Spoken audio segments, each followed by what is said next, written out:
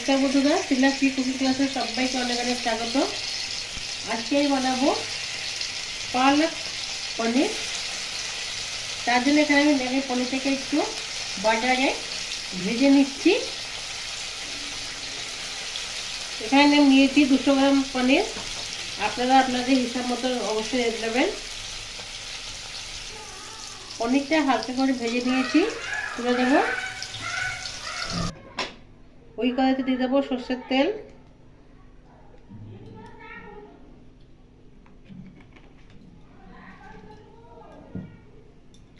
তেল ভালো করে গরম হয়ে গেলে দিয়ে দেবো জিরে,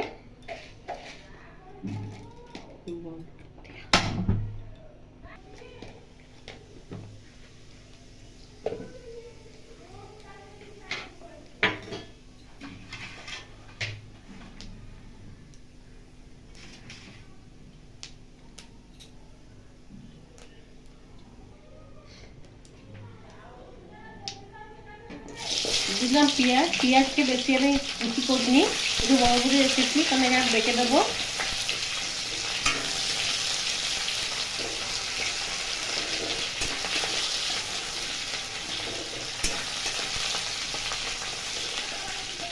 পেঁয়াজ হালকা ভাজা হয়ে গেলে ওতে আমি দিতে ওখানে আদা কুচি, একটু কাঁচা লঙ্কা, একটা বড় রসুনকে আমি কুচি করে রেখেছিলাম দিয়ে দিলাম।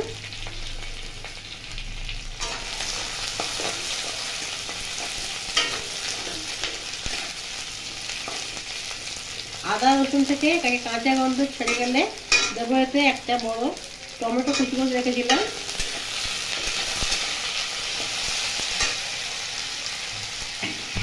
এরপরে স্বাদ অনুযায়ী লবণ,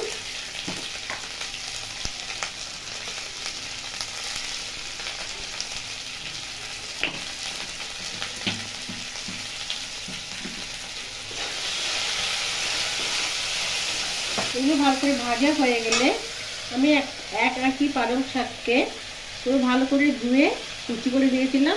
এবার এটাকে এর মধ্যে দিয়ে দেবো।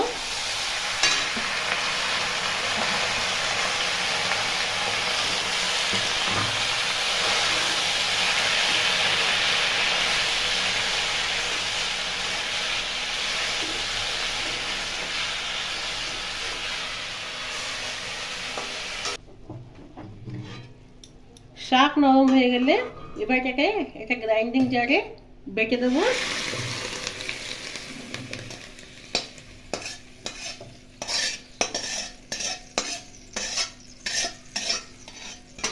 বেটে নিয়েছি। এরপর ওই কড়াইতেই আবার দিয়ে দিলাম এগুলো বাটিটা।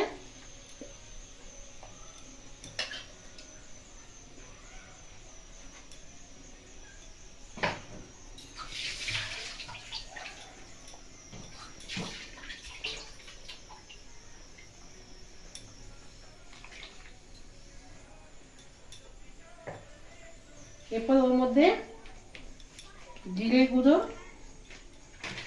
ধনের গুঁড়ো, 2 চামচ টক দই দিলাম। টক দই যারা পছন্দ করো না তারা তাদের একটা বড়, আমি একটা টমেটো দিয়েছি, 2 টমেটো দিতে পারো। দেবো হাফ টিস্পুন হলুদ, দিলাম এতে হাফ টিস্পুন চিনি। চিনি দিলে টেস্টটা ব্যালেন্স থাকে। এবার ভালো কষে নেব।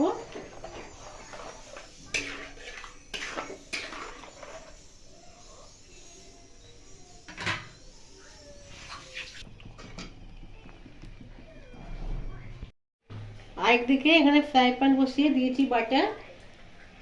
বাটারে দিয়ে দিলাম অল্প জিরে। এটা তড়কা লাগাবো, ঢাবা স্টাইলে এবার তড়কা লাগায়। আমি জাস্ট ঢাবা স্টাইল পনির করছি। তাই দিলাম জিরে, আর দেবো এখানে রসুন কুচি।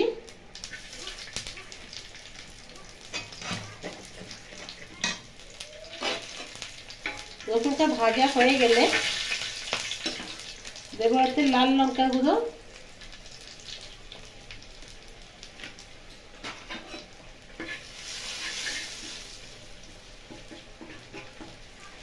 তরকা রেডি।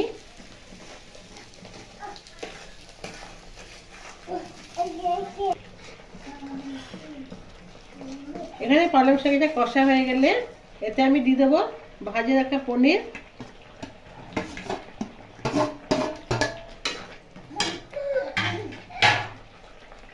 কিছু কস্তুরি মেথিকে এখানে গুঁড়ো করে দিয়ে দেবো। কস্তুরি মেথিতে গন্ধটা ভালো আসে।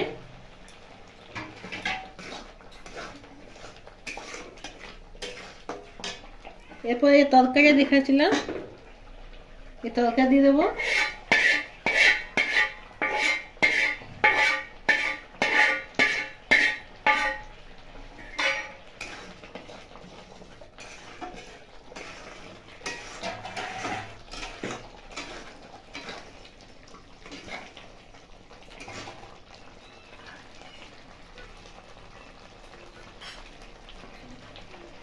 শেষে দিয়ে দেবো একটু বাটার।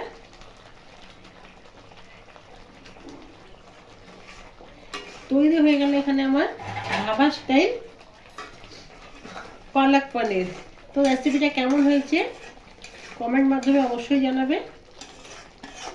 ভালো লাগলে লাইক করবে, শেয়ার করবে, আর আমার চ্যানেলকে সাবস্ক্রাইব করার জন্য অনুরোধ রইল। ভালো থাকবে, সুস্থ থাকবে। কালকে আবার কোনো রেসিপি দেখা হবে। ধন্যবাদ।